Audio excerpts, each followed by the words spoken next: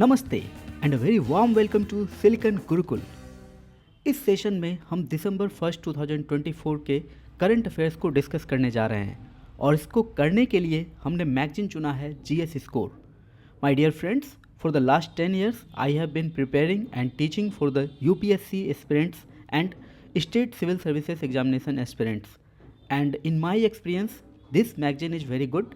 पिछले कई वर्षों से मैंने देखा है कि इस मैगजीन में जितना कंसिस्टेंटली टॉपिक्स को दिए जाते हैं और उस तरह से एग्ज़ाम में ये स्टूडेंट्स के लिए बहुत ही बेनिफिशियल रहता है। मेरा अपना पर्सनल एक्सपीरियंस भी इसमें जुड़ा हुआ है।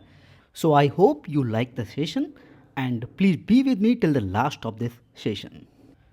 इस मैगजीन में जितने भी टॉपिक्स को कवर किए गए हैं उन्हें मेजरली दो सेक्शन में बांटा गया है, section A and the section B.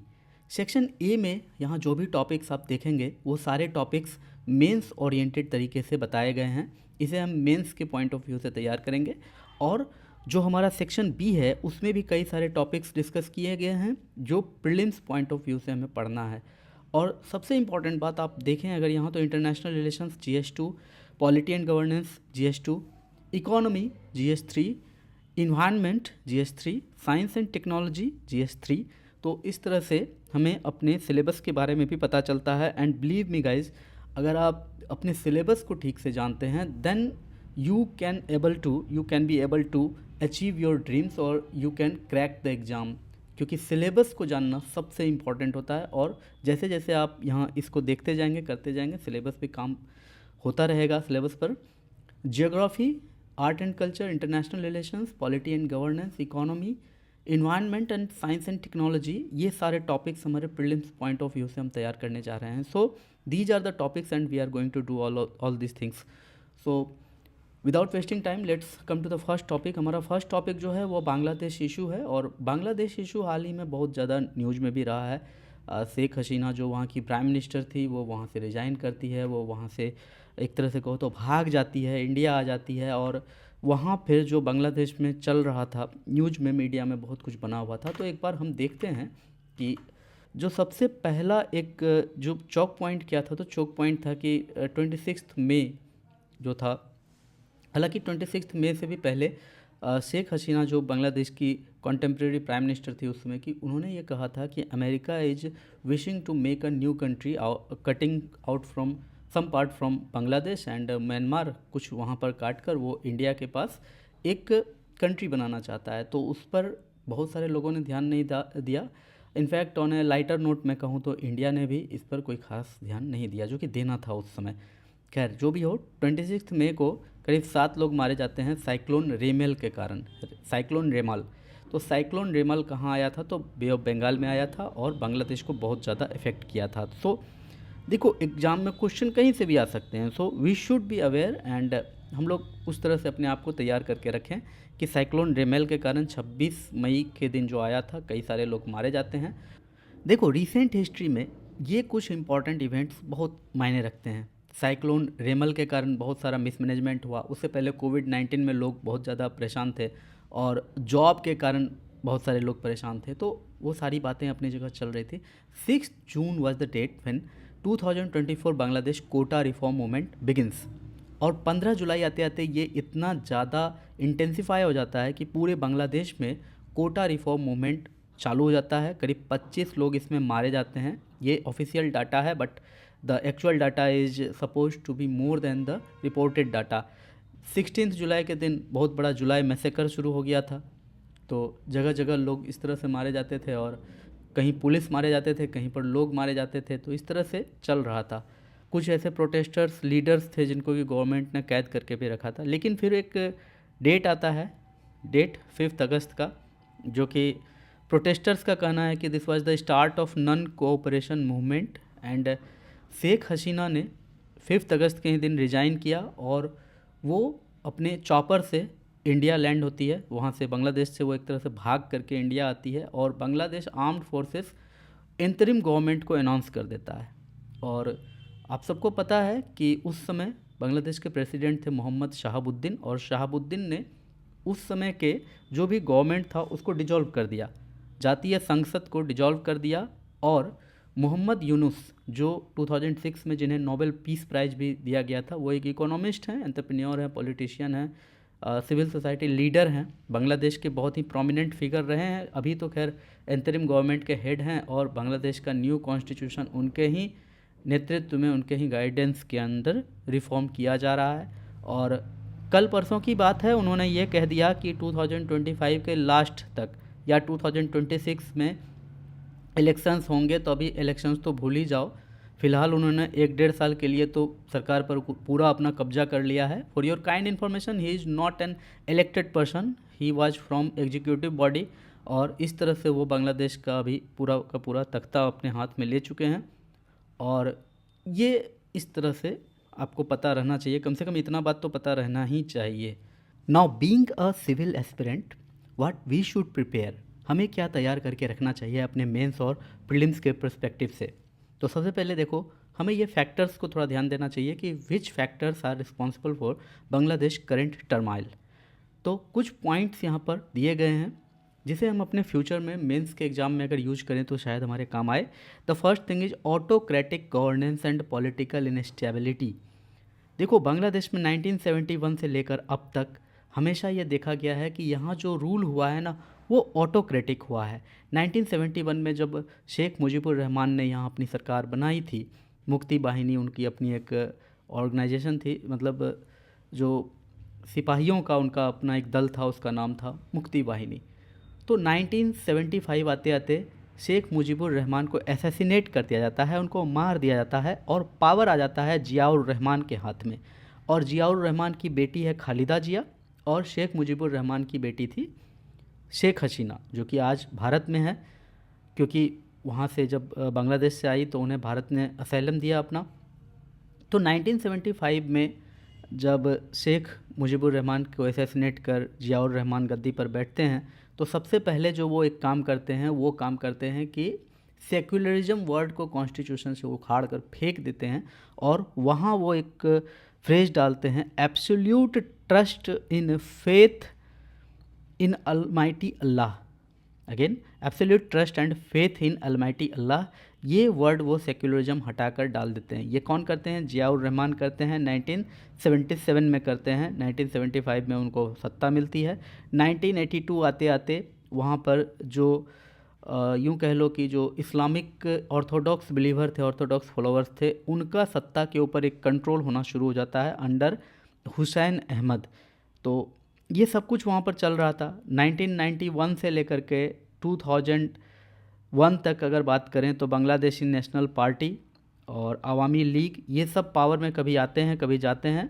Major time अपना एक शेयरिंग उनका पावर का चलता रहता है। 2001 से लेकर के 2006 की बात करें तो बीएनपी लेड कोएलिशन गवर्नमेंट चलती है, जिसमें कि जमात ए इस्लामी एक सिग्निफिकेंट पॉलिटिकल इन्फ्लुएंस उसके ऊपर रखता है। तो यानी कि जो सेक्युलरिज्म, इस्लामिज्म और बंगाली आइडेंटिटी है, उसको लेकर वहाँ हमेशा कन्फ्लिक्ट ही रहा है 1971 से लेकर अब तक। पहले भी वही हाल था, पहले भी पाकिस्तान के साथ जब वो था पॉलिटिकली, तो फिर यही प्रॉब्लम तो था जिसके कारण वो पाकिस्तान से अलग हुआ। लेकिन ये प्रॉब्लम उसका ख़त्म होने का कभी ऐसा सिचुएशन नहीं आया कि वो प्रॉब्लम उसका ख़त्म हो जाए।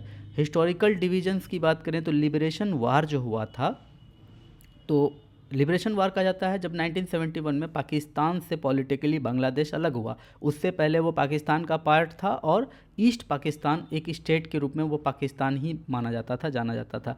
1971 में जब वार हुआ तो फिर वो एक न्यू कंट्री बना और उस वार को कहा गया लिबरेशन वार। और लिबरेशन वार में देखो क्या हुआ था कि एक डिवाइड था लोगों के बीच में। कुछ लोग पाकिस्तान के साथ रहना चाहते थे, उनकी संख्या भले ही कम थी, लेकिन वो लोग पाकिस्तान के साथ रहना चाहते थे।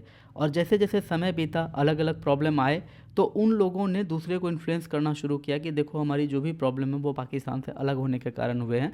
तो ये जो एक हिस्टोरिकल डिवीज़न था वो धीरे धीरे बहुत ही ज़्यादा इसके बीच में फॉल्ट बढ़ता ही चला गया। तो ये खाई कभी पाट नहीं पाया वहाँ का पॉलिटिकल आइडेंटिटीज़। तो 1971 के लिबरेशन वार से वहाँ पर समाज दो फैक्शन में बटा हुआ है। उसके बाद अगर देखें तो negative public perception of India, तो इंडिया को लेकर के एक निगेटिव पब्लिक परसेप्शन है। हालांकि इंडिया का वैसा कोई रोल बांग्लादेश में है नहीं जो इंडिया के लिए वहाँ पर माना जाता है, लेकिन ऐसा परसेप्शन है। So we can not do anything. अगर आपको कोई मान बैठा है कि नहीं आप उसका अच्छा नहीं चाहते हैं, तो आप उसे बिलीव भी नहीं करा सकते हैं कि मैं आपका अच्छा ही चाहता हूँ। Role of the military in politics, और पॉलिटिक्स में बांग्लादेश के मिलिट्री का अपना एक बहुत ही महत्वपूर्ण रोल है, जिसके कारण वहाँ टर्माइल आना ऑब्वियस है। बिकॉज जहाँ मिलिट्री होगा तो मिलिट्री अपने पावर को बरकरार रखने के लिए, अपने स्पेंडिंग्स को ज़्यादा से ज़्यादा बढ़ाए रखने के लिए लोगों को या सरकार को ये यकीन दिलाना हमेशा उसका कोशिश रहेगा कि लोग यही यकीन करें कि देश की सुरक्षा खतरे में है, तो मिलिट्री को स्ट्रॉन्ग करो। ऐसा जहाँ मिलिट्री रूल है वहाँ मिलिट्री ऐसा करते हैं। Weak civil institutions and governance, जो वहाँ का सिविल इंस्टीट्यूशंस है, गवर्नेंस है, बहुत ही वीक है। Impact of extremism and religious identity, economic strength and unemployment. देखो, मैं आपको बता रहा था कि 1971 में शेख मुजीबुर रहमान अपनी सरकार बनाते हैं, 1975 में उनको असैसिनेट कर दिया गया, 1982 में फिर बीएनपी पावर में आ जाती है, फिर अवामी लीग यानी कि शेख मुजीबुर रहमान की पार्टी और अलग अलग पार्टीज़, ये सब मिलकर सरकार में कभी आते हैं जाते हैं। मेन जो एक स्ट्रगल होता है, एक कॉन्फ्लिक्ट होता है, वो होता है खालिदा जिया जो कि जियाउर रहमान की बेटी है, और शेख हसीना जो मुजीबुर रहमान की बेटी है। तो इनके बीच में एक कॉन्फ्लिक्ट देखने को हमें मिलता है। और फिर समय आता है 2009 का, और 2009 में एक अच्छे बहुमत के साथ अवामी लीग, जो शेख मुजीबुर रहमान की पार्टी थी, जिसको लीड कर रही थी शेख हसीना, अवामी लीग पावर में आती है। और 2011 में यहाँ एक बहुत ही बड़ा चेंज देखने को मिला कि 2011 में कॉन्स्टिट्यूशन में एक आर्टिकल 2A जोड़ा जाता है, जिसमें इस बात को इंक्लूड किया जाता है कि the Bangladesh will be a secular nation but with some national character as Islamic. ठीक है, तो बांग्लादेश का स्टेट रिलीजन अपना इस्लाम है, लेकिन बांग्लादेश के भीतर बाकी सभी रिलीजन के साथ सेक्युलर एडमिनिस्ट्रेशन किया जाएगा, उनको सेकुलर तरीके से ट्रीट किया जाएगा। ये 2011 में कॉन्स्टिट्यूशन में इंक्लूड कराने में शेख हसीना सक्सेसफुल रहती है। इसके बाद हम देखें अगर तो आगे बढ़ते हैं तो 2011 में तो ये हो जाता है और सरकार ठीक से चलने लगती है। हम बात कर रहे थे इकोनॉमिक स्ट्रेंथ एंड अनएम्प्लॉयमेंट की, तो 2011 के बाद जो शेख हसीना थी वो अमेरिका और यूरोप से कई सारे companies like Gucci, Reebok, Adidas, red chief, ये सब बड़े बड़े ब्रांड्स को अपने देश में बुलाती है। बिकॉज यहाँ पर उन ब्रांड्स को बहुत ही चीप लेबर मिल जाते थे और यहाँ मैनुअल वर्क बहुत ही अच्छे से हो पाता था, तो वो ब्रांड यहाँ पर आते हैं। But as the time is changing now, the world is going on AI and machine learning, तो अब ज़्यादा से ज़्यादा प्रोडक्शन इन पर हो रहा है और चाइना में इस तरह के फैक्ट्रीज बहुत अधिक बढ़ रहे हैं, because they are very well equipped and very well accommodated with the new technologies. तो बांग्लादेश से वो फैक्ट्रीज निकलना शुरू हो जाते हैं, जिसके कारण वहाँ पर जॉब में पहले के जैसा जॉब नहीं मिल रहा था, जैसा 2011 से शुरू हो गया था। और 2020 यानी कि कोविड आते आते जो हालत था बांग्लादेश का, वो अचानक से बांग्लादेश की हालत गिरने लगती है। और वो हमें दिखता है जब 2024 में एक छोटा सा अनरेस्ट, एक छोटा सा प्रोटेस्ट कितना बड़ा मूवमेंट बन गया। बिकॉज जो लोग थे उनके बीच में डिसेंट था सरकार के प्रति, तो वो दिखा, फिर वो आया सबके बीच में। एक और बहुत ही इंपॉर्टेंट डेवलपमेंट होता है 2017 में, जब पूरा दुनिया बांग्लादेश का तारीफ़ करता है और इंडिया को क्रिटिसाइज करता है। बिकॉज बांग्लादेश ने खुले बाहों से रोहिंग्या को अपने यहाँ पर एक्सेप्ट किया था कि आओ रोहिंग्या, मैं तुम्हें शरण दूंगा, and all the Rohingyas were welcomed in Bangladesh, and India ने उसे असाइलम देने से रिफ्यूज कर दिया था। दैट्स वाई एक 2017 का ये भी एक इम्पॉर्टेंट इवेंट है। अगर आप मेंस के पॉइंट ऑफ व्यू से देखना चाहें तो these are all important points.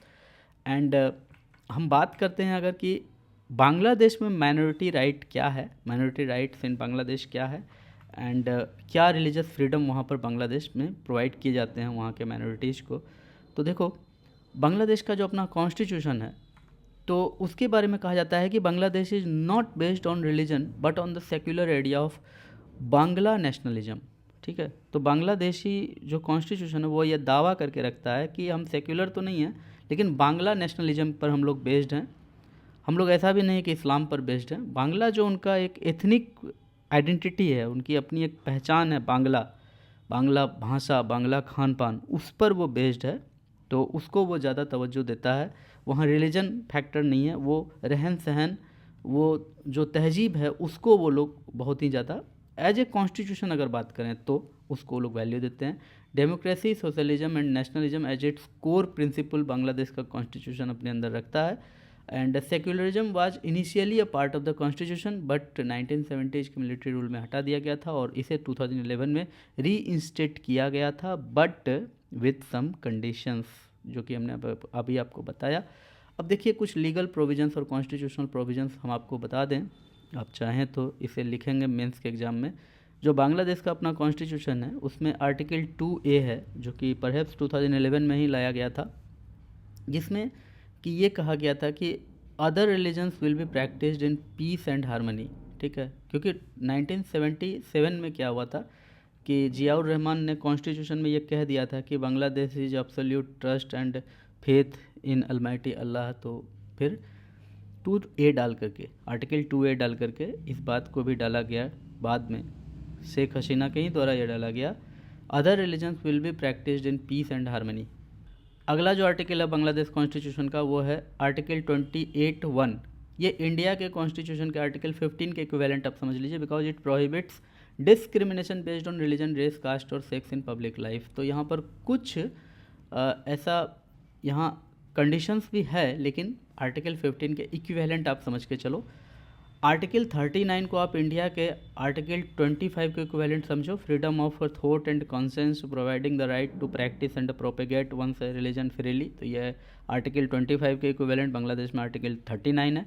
Article 41 ये इंडिया के आर्टिकल 26 के इक्विवेलेंट आप समझ के चलें। आर्टिकल 23A तो ये है imposes a duty on the state. ये तो एक तरह का DPSP है जो स्टेट पर ही एक ड्यूटी लगा रहा है कि यहाँ पर जो भी एथनिक रिलीजियस माइनॉरिटीज़ हैं उनको कुछ अपहेल्ड किया जाए राइट को। ठीक है ना, तो ये ड्यूटी स्टेट पर है, माइनॉरिटीज़ को कोई राइट नहीं दिया गया, स्टेट को कहा गया है कि आप इस पर कीजिए। आई एम नॉट श्योर कि ये जस्टिफिएबल हैं वहाँ के कोर्ट में या फिर नहीं है। अब आइए आगे देखते हैं हम। तो the role of Islam in Bangladesh constitution, तो इस्लाम एज स्टेट रिलीजन 1977 में ये जियाउर रहमान के द्वारा अमेंड किया गया था कि Islam will be the state religion of Bangladesh. ठीक है, और सेकुलरिज्म रिस्टोर किया गया 2011 में, 15th अमेंडमेंट किया गया था कॉन्स्टिट्यूशन का, एंड आर्टिकल 2A 28(1) ये सब उसमें डाला गया। The duality of secularism with Islam as the state religion, ये बांग्लादेश में हमेशा एक कॉन्फ्लिक्ट का विषय रहा है। तो वहाँ के ऑर्थोडॉक्स हमेशा चाहते हैं कि पाकिस्तान के ही तरह बांग्लादेश भी एक इस्लामिक कंट्री हो, लेकिन वहाँ कुछ जो लिबरल लोग हैं, लिबरल पार्टीज़ हैं, वो ऐसा करना नहीं चाहते हैं।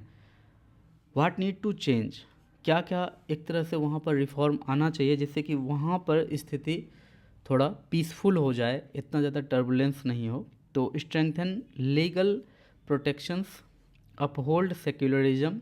ठीक है, जो भी वहाँ पर लोग आते हैं पावर में, अगर वो सेक्युलरिज्म को अपहोल्ड करें, अगर वो लीगल प्रोटेक्शन को मजबूत करें सभी लोगों के लिए, चाहे वो माइनॉरिटीज़ हो, चाहे किसी भी धर्म या जाति मजहब का हो, अगर ऐसा होता है तो वहाँ पीस आएगा। प्रमोट टॉलरेंस एंड इंक्लूसिविटी, थोड़ा वहाँ पे सहनशीलता लाया जाए बहुवर्ग के द्वारा, ठीक है, बहुसंख्यक के द्वारा, and international support and pressure. तो ये सारे ऐसे कुछ पॉइंट्स हैं जो हमारे लिए इम्पोर्टेंट है कि अगर ऐसा वहाँ होता है तो वहाँ पर पीस आएगा और इस तरह का टर्बुलेंस खत्म होगा। So this was the topic. Now come to the next topic.